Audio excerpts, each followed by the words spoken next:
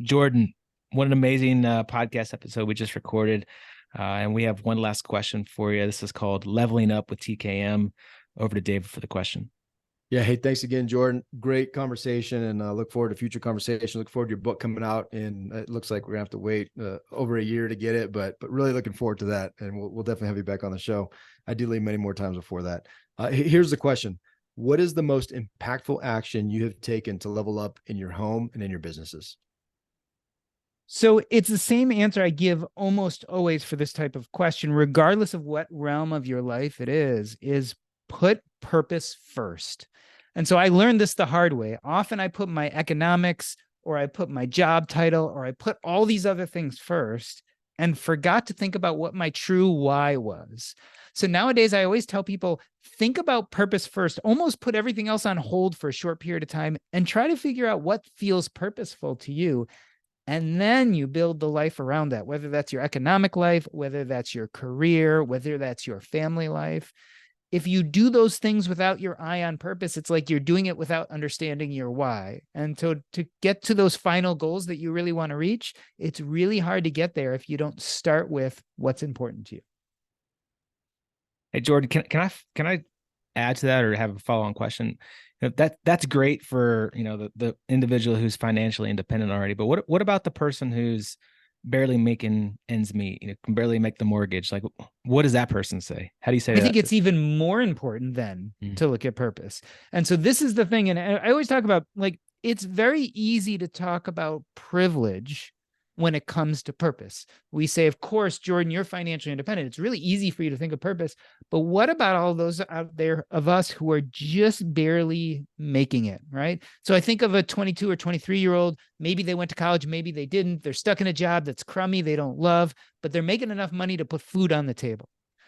And so what I always tell people is we tend to think about money as a tool to live a good life, but we tend to think about it as the only tool. And that's a big mistake. The truth of the matter is we have a bunch of other tools in our toolkit. So when you're 22, you might not have a lot of money, but you have something I don't have, which is you have your youth and your energy, and you're not married and you don't have a mortgage. And so you have all these other tools. And if you add to that your knowledge, your community, your, things that you love doing, take all those tools, you can start building margin into your life, even when you're economically strapped. So for someone who's 22 or 23, maybe they're really busy. Maybe they feel like I can't start thinking about purpose now.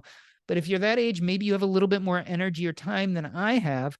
So you're going to work your 8 to 6 and maybe not enjoy it so much, but you're doing it to make money. But then maybe on a Saturday and Sunday, take a few hours and start thinking about purpose. Maybe start a side hustle, something that feels enjoyable to you. Maybe you start a podcast. Maybe you start selling something. Maybe you use a service that you're good at. Like, I have an example in my new book about a guy who used to be a bike racer in high school, and he didn't have a lot of money when he was a kid. So he knew how to take his bike apart, put it back together. He could fix almost anything. And so he was stuck in the same situation. He was working for a non-for-profit. It was the only job he could get. He was making almost nothing, but he had a few extra hours on the weekend. So he would go and he'd go to the local races and he would fix people's bikes, and they'd throw him a little money, and he got re-involved in this community he loved, and he made a little bit of extra money, and it was a good use of a few hours of his time. Fast forward 6 or 12 months, let's say that business really built and he was making some money. Maybe he could cut back on his 8 to 6 and only do it 4 days a week or 3 days a week because he had extra revenue. Let's say it made no money, but it did reintroduce him to a community he loved, and he got to hang out with bike riders and do things he loved doing. It was still a good use of his time. He still built a few hours of purpose into his week that wasn't there before, even if he's still stuck in the same crummy job.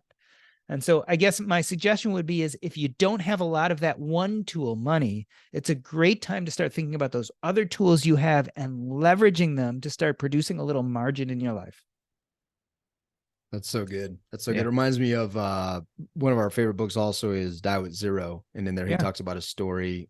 He tells a story of a trip he didn't go on when he didn't have a wife, didn't have kids, and he had the capacity to go on this, amazing trip with his buddies, and he decided not to. And he's like, do those guys think about the 10 grand it cost him and how long it took him to get out of that, that financial burden? No, all they do is tell stories about this amazing trip 40 years later.